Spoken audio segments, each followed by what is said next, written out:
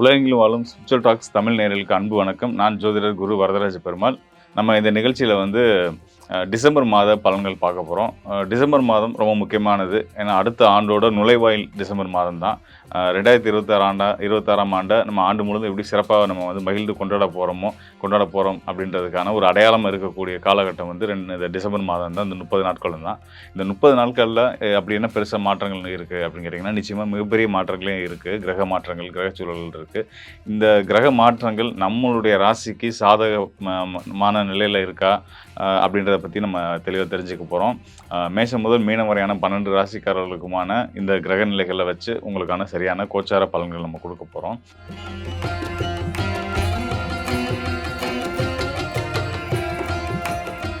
காலபுருஷ தத்துவத்தில் 8வது ராசியாக வரக்கூடிய விருச்ச ராசி, பல மர்மங்கள் நிறைந்த விருச்ச ராசிக்காரர்களுக்கு இந்த டிசம்பர் மாதம் என்ன மாதிரியான பலனை கொடுக்க போகுது அப்படின்னு பார்க்க போகிறோம். பொதுவாக டிசம்பர் மாதம் பார்த்திங்கன்னா, அதுக்கு அடுத்து வரக்கூடிய புத்தாண்டுக்கான ஒரு நுழைவாயிலாக நம்ம எடுத்துக்கிறோம். ஸோ அதனால் ரொம்ப முக்கியமான ஒரு காலகட்டம்ன்றது நம்ம ஒரு ஆண்டோட முக்கியமான காலகட்டமாக டிசம்பர் மாதத்தை நம்ம எடுத்துக்க முடியும். ஸோ இந்த மாதம் உங்களுக்கு எப்படி இருக்க போகுது, அடுத்த ஆண்டை நீங்கள் எப்படி கொண்டாட போகிறீங்க அப்படின்றதெல்லாம் நம்ம பார்க்க போகிறோம். உண்மையிலேயே நீங்கள் அடுத்த ஆண்டு 2026ஆம் ஆண்டை கொண்டாட போகிறீங்கன்ற வாழ்த்துக்களோடு இந்த நிகழ்ச்சியை ஆரம்பிக்கிறேன். அதாவது விருச்சிக ராசிக்காரர்களுக்கு ராசிநாதன் ராசியிலே இருக்கிற நிலையில் இந்த மாதம் துவங்குது. அதோட இன்னும் முக்கியமாக உங்கள் ராசிக்கு தொழில்காரன்னு சொல்லக்கூடிய சூரியன், அவர் ராசியில் தான் இருக்கார். அந்த நிலையில் தான் இந்த மாதம் ஆரம்பிக்குது. தொழில்காரர்கள் மட்டும் இல்லை, உங்கள் ராசிக்குரிய 7ஆம் இடத்துக்கும் 12ஆம் இடத்துக்கும் அதிபதியான சுபகிரகமான சுக்கிரனும் உங்கள் ராசியில் தான் இருக்கார்.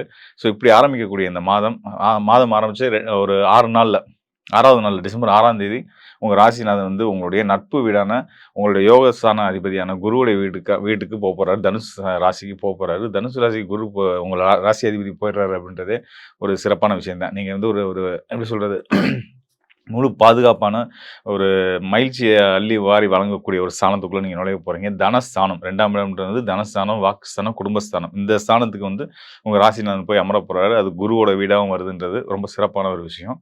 அதோட ரொம்ப முக்கியமானது இந்த மாதத்தோட துவக்கம்.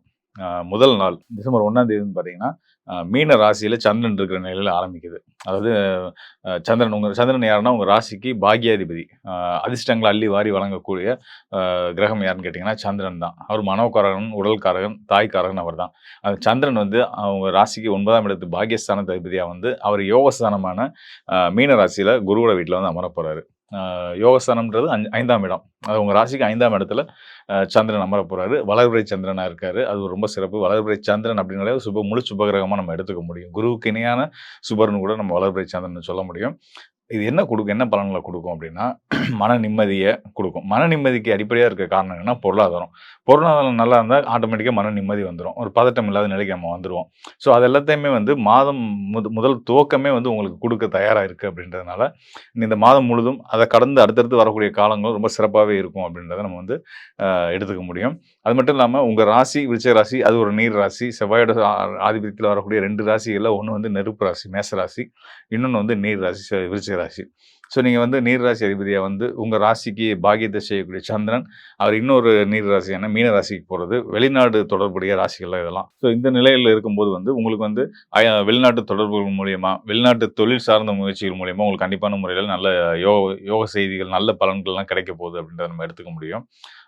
அது மட்டும் இல்லாமல் உங்கள் ராசிக்கு 12ஆம் இடத்து அதிபதியான சுக்கிரனுமே ராசிக்குள்ளே தான் இருக்கார். அப்போ புது முயற்சிகள், நீங்கள் எடுக்கக்கூடிய புது முயற்சிகள், புதுசாக பழகக்கூடிய நபர்கள் மூலியமாலாம் உங்களுக்கு பல நல்ல வாழ்க்கையில் நல்ல ஒரு மகிழ்ச்சியும் சந்தோஷமும் பொருளாதார முன்னேற்றமும் எல்லா வகையிலையும் நல்ல விஷயங்கள் நிறைய நடக்கும். புது நண்பர்களோட தொடர்புகள் கிடைக்கும். அது உங்களுக்கு வளப்படுத்தும் உங்கள் வாழ்க்கை அப்படின்றதையும் சொல்கிறேன். இது புது நண்பர்கள் அப்படின்னா உள்ளூரா வெளியூரா அப்படின்னா கண்டிப்பான முறையில் வெளிநாட்டு தொடர்பு, இல்லை உங்களோட ரொம்ப நாள் பழக்கத்துலேருந்து பெரிய கேப்புக்கு அப்புறம் சந்திக்கக்கூடிய வெளிநாட்டில் இருக்கக்கூடிய நண்பர்களாக இருக்கலாம். இவங்க மூலியமாலாம் உங்களுக்கு நல்ல விஷயங்கள் உங்களுக்கு வாழ்க்கையில் நடக்கிறது இருக்குது. வாழ்க்கையில் அப்படின்னா தனிப்பட்ட வாழ்க்கையிலையும் எடுத்துக்கலாம். உங்களோட தொழில் சார்ந்த முயற்சிகளையும் நல்ல பலன்களை கண்டிப்பான முறையில் இந்த மாத துவக்கத்திலே அது உங்களுக்கு அதுக்கான கிடைக்கிறதுக்கான ஆதாய அமைப்புகள் உருவாயிருச்சு அப்படின்னு நம்ம சொல்ல முடியும். அது மட்டும் இல்லாமல் டிசம்பர் 6ஆம் தேதி ஆ உங்க ராசியில வந்து புதன் வந்து அமரப் போறார். புதன் வந்து வணிகத்திறன குடுக்கக்கூடியவர், புத்திசாலித்தனத்த குடுக்கக்கூடியவர்.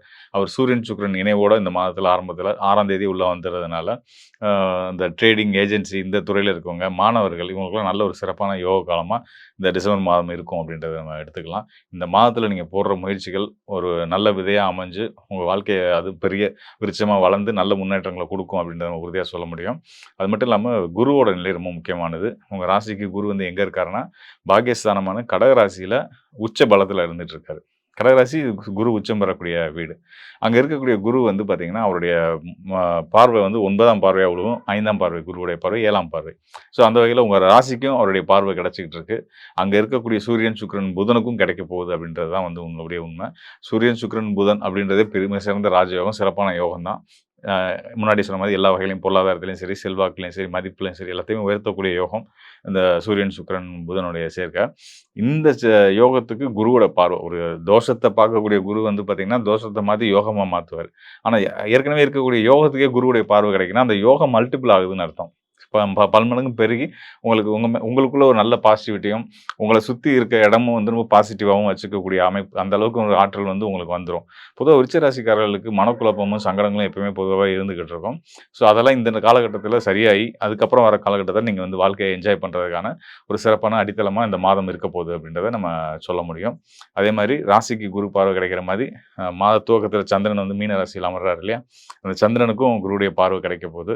தொடர்ச்சியா குரு, சந்திரன் நினைவு இருந்துட்டு இருக்கறனால, குரு சந்திர யோகம்ன்றது வந்து கஜகேசரி யோகம், பிரபல யோகம்னு சொல்லுவோம். ஸோ அந்த யோகமும் உங்களுக்கு செயல்பட்டு நல்ல பேர், புகழ், செல்வாக்கோட மகிழ்ச்சியா, குடும்ப ஒற்றுமை, எடுத்த சுபகாரியங்கள நல்லபடியா நடத்தி சாதிக்கக்கூடிய ஒரு வலு மற்றும் தொழில் சார்ந்த முன்னேற்றங்கள் எல்லாமே உங்களுக்கு குடுத்து, உங்க ஆரோக்கியத்தையும் மேம்படுத்தி, இந்த டிசம்பர் மாதம் உங்களுக்கு சிறப்பான ஒரு யோக மாதமா இருக்குன்றதுல எந்த சந்தேகமும் வேண்டியதில்ல. அதுபோக அசுபகிரகங்களான சனி, ராகுவுமே நல்ல பலன்கள தான் குடுக்குறாங்கன்றதுல சந்தேகம் வேண்டியதில்ல. சனி வந்து வாக்கியப்படி 4ஆம் இடத்துல கும்பராசியில ராகுவோட இணைவு பெற்று தான் இருக்காரு. இருந்தாலும் கூட அந்த அர்த்தாஷ்டம சனியோட தோஷங்களையுமே வந்து குரு சார தொடர்பு, சுக்கிரனுடைய ஸ்தான தொடர்பு மூலியமா அசுபர்கள் வந்து தீய பலன்கள செய்யாம நல்ல பலன்கள தான் செய்வாங்கன்றதையும் நான் சொல்லிக்கிறேன். மேலும் வந்து நீங்க வந்து பார்த்தீங்கன்னா, இந்த டிசம்பர் மாதத்தோட நம்ம இந்த 2025ஆம் ஆண்டு நமக்கு பல நல்ல விஷயங்களையும் குடுத்திருக்கு. சிலருக்கு சங்கடங்களையும் குடுத்திருக்கும். ஸோ எல்லாத்தையும் தாண்டி கோச்சார் அடிப்படையில இந்த டிசம்பர் மாதம் மட்டும் எப்படி இருக்கு அப்படின்றத நம்ம பார்த்துருக்கோம். கோச்சார் அடிப்படையில பார்க்கும்போது ரொம்ப சிறப்பாவே இருக்கு. அதுல எந்த சந்தேகமும் வேணாம். எல்லா ராசிக்காரர்களுக்கும் சுபகிரகங்களும் சரி, அசுபகிரகங்களும் சரி, நல்ல நிலையிலிருந்து நல்ல பலன்கள குடுக்க போறாங்க. இன்னும் சொல்லப்போனா அஷ்டம சனியில இருக்கிறவங்களும் சரி, கண்டக சனியில இருக்கிறவங்களும் சரி, எல்லா ராசிக்காரர்களுக்குமே ரொம்ப சிறந்த யோகங்கள குடுத்துட்டு இருக்கு. 7 சனிக்காரங்களுக்கு கவலையே படாதீங்க அப்படின்றத நான் உறுதியா பல இடங்கள்ல சொல்லியிருக்கேன். திரும்பவும் மீண்டும் ஒரு முறை உங்களுக்கு வலியுறுத்தி சொல்றேன். ஏன்னா, சுபகிரகங்கள் அந்த அளவுக்கு வந்து அ சனி சனி மற்றும் அசுபர்களான ராகுவ வந்து கண்ட்ரோல் பண்ணி வச்சுக்கிட்டு இருக்காங்க. இது இனி அடுத்தடுத்து வர்ற காலங்களுக்கும் தொடரும் அப்படின்றதுனால, நீங்களா யோசிச்சு ஒரு பதட்டத்துக்கோ, பயத்துக்கோ போயிறாதீங்க. உங்க மனச சரியா வச்சுக்கிட்டோம் அப்படின்னா, மனச சரியா வச்சுக்கிறது அப்படின்றது வந்து சந்திரன் தான் மனோகாரகன். நம்ம வந்து மனச சரியா வச்சுக்கிறோம்னா, சந்திரன நம்ம வலுப்படுத்திக்கிட்டே வரோம்னு அர்த்தம். சந்திரன் தான் மதி. நம்மளுடைய விதி என்னவா இருந்தாலும் சரி, நம்ம சந்திரன சரியா பயன்படுத்திக்கிட்டோம், மனச சரியா நம்ம வச்சுக்கிட்டோம் அப்படின்னா, எந்த தோஷங்களையும், எந்த பிரச்சனைகளும், எந்த கிரகங்களுடைய தீய அ த தன்மைகளையுமே வந்து நம்ம சமாளிச்சு, நம்ம வாழ்க்கையில மிகப்பெரிய வெற்றிகள் அடைய முடியும் அப்படின்றத நான் சொல்ல விரும்புறேன். அ அதனால வந்து சந்திரனோட அதாவது மனசோட நிலை ரொம்ப முக்கியம். கோச்சாரம் அப்படின்றது வந்து சந்திரன் அடிப்படையா வச்சு சொல்லக்கூடிய பலன்கள் தான். அந்த வகையில உங்களுக்கு டிசம்பர் மாதமும் சிறப்பாவே இருக்கு. இனி அடுத்தடுத்து வர்ற காலங்களும் உங்களுக்கு வந்து ரொம்ப சிறப்பாவே இருக்கும். எல்லாத்துக்குமே ரொம்ப சிறப்பா இருக்கும் அப்படின்றத நான் வந்து சொல்ல விரும்புறேன். உங்களுக்கு வந்து பார்த்தீங்கன்னா, அசுபர்களும் சரி, சுபர்களும் சரி, நான் முன்னாடி சொன்ன மாரி நல்ல பலன்கள நெறைய பேத்துக்கு குடுத்துருக்காங்க. அதுபோக சங்கடங்களும் சிலர் ஃபேஸ் பண்ணியிருப்பீங்க. அ அதெல்லாம் வந்து இனி வரக்கூடிய 2026ஆம் ஆண்டுல இருக்காது அப்படின்றத என்னால உறுதியா சொல்ல முடியும். எத வச்சு அப்படி சொல்றீங்க அப்படின்னு கேட்டீங்கன்னா, 2026ஆம் ஆண்டு குருவுடைய நிலை ரொம்ப ரொம்ப சிறப்பா இருக்க போகுது. ஆண்டு கிரகங்கள்னு சொல்லக்கூடிய சனி, ராகு மற்றும் குரு ரொம்ப முக்கியமான கிரகங்கள். கோச்சார நில பலன்கள் சொல்லும்போது. ஸோ அந்த வகையில குரு வந்து மிதுனத்தில இப்ப வக்ரம் அடைஞ்சு மிதுனத்தில வரப்போறாரு. வந்துட்டு திரும்ப அவர் வந்து அ மார்ச் மாதம் வந்து கடகராசிக்கு வந்துருவாரு. கடகராசி வந்து குருவுடைய உச்சம் பல உச்ச குரு வந்து முழு சுபகிரகம். அவர் உச்ச பலம் பெறக்கூடிய ஒரு ஸ்தானம் வந்து கடகராசி தான். ஸோ கடகராசியில குரு இருக்காரு அப்படின்றதே ரொம்ப சிறப்பான ஒரு விஷயம் தான். அது ஆண்டு முழுதும் தொடரப்போகுது அப்படின்னும்போது வந்து எந்த ராசிக்காரர்களா இருந்தாலும் சரி, கண்டிப்பான முறையில அது யோக பலன குடுக்கும். அப்படின்றனால நீங்க குரு நல்ல நிலையில இருக்காரு. சுபர்கள் நல்லா இருக்காங்களா? கெடாம இருக்காங்களா? அததான் நம்ம மெயினா பார்க்கணும். ஒரு ஜாதகத்த எடுத்துட்டா கூட தனிப்பட்ட ஜாதகம் ஒருத்தவங்க எடுத்து பார்க்குறோம்னா கூட, அங்க வந்து சுபகிரகங்கள்னு சொல்லக்கூடிய குருவுடைய நிலை, ச சுக்கிரனுடைய நிலை இதெல்லாம் நம்ம மெயினா பார்க்க வேண்டியிருக்கும். அதுபோக லக்னாதிபதி, அசுபகிரகங்கள்லாம் அடுத்தடுத்த நிலையில பார்ப்போம். பொதுவா வந்து ஒரு சுபகிரகம் முழு பலம் பெறாரு அப்படின்னாலே வந்து, தனிப்பட்ட நபர்களுக்கு பொருளாதார முன்னேற்றமும், சமூகத்துக்கு நல்ல ஒரு மன அமைதியும், சந்தோஷமும் கிடைக்கக்கூடிய ஒரு அற்புதமான ஒரு காலமா இருக்கும் அப்படின்றதுல எந்த சந்தேகமும் வேண்டியதில்ல.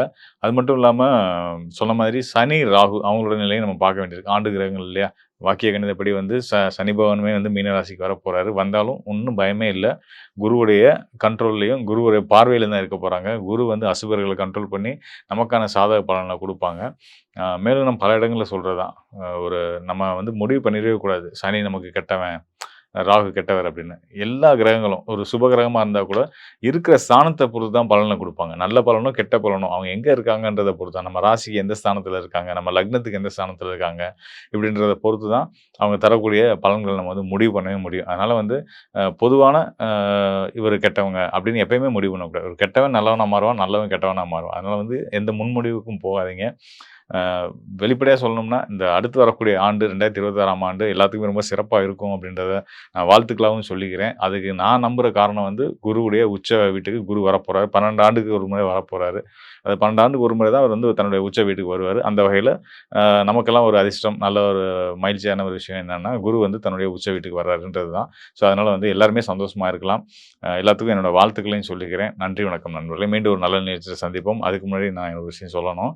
அதே மாரி கோச்சாரங்கள் எல்லாமே ரொம்ப சிறப்பா இருக்கு. அடுத்தடுத்து வர்ற ஆண்டுகள்லயுமே ரொம்ப சிறப்பாவே இருக்கு அப்படின்றத நான் சொல்லியிருந்தேன்.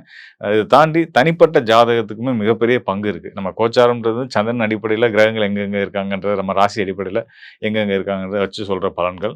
அதை விட முக்கியமா நம்மளுடைய தனிப்பட்ட ஜாதகம். ஜாதகத்துல உங்களுடைய லக்னம், உங்க லக்னாதிபதியோட நிலை, உங்களுடைய யோகர நிலை, உங்களுடைய பாதகாதிபதியோட நிலை இது எல்லாத்தையுமே எடுத்து தான் இன்னும் உங்களுக்கான தெளிவான பலன்கள் சொல்ல முடியும். அது போக உங்களுடைய தசாபுத்தி, உங்களோட ஜாதக அடிப்படையில ஒவ்வொருத்தரும் ஒவ்வொரு நட்சத்திரத்தில பிறந்திருப்போம். அந்த நட்சத்திரத்தின் அடிப்படையில வயசுக்கு ஏற்ப கிரக நிலைகள் மாறும். ஸோ, அந்த கிரக மாற்றங்கள் அடிப்படையில தசாபுத்திகள்னு நம்ம சொல்லுவோம். அந்த தசாபுத்தி அடிப்படையில உங்களுக்கு நடந்துட்டு இருக்கிற தசாபுத்தி காலங்கள் வந்து உங்களுக்கு சாதகமானதா, பாதகமானதா இதெல்லாம் பார்த்து அதனோட சேர்த்து கோச்சார பலன்களையும் நம்ம கலந்து தான் பலன் சரியான முறையில துல்லியமா எடுத்துக்க முடியும். அப்படி துல்லியமான பலன் தேவைப்படக்கூடியவங்க இந்த டிஸ்பிளேல இருக்க என்னுடைய எண்ணுக்கு உங்களுடைய ஜனன ஜாதகத்தோட தொடர்பு கொள்ளுங்க. கண்டிப்பான முறையில உங்களுக்கு ஒரு நல்ல ஒரு வழிகாட்டுதல குடுக்கலாம்.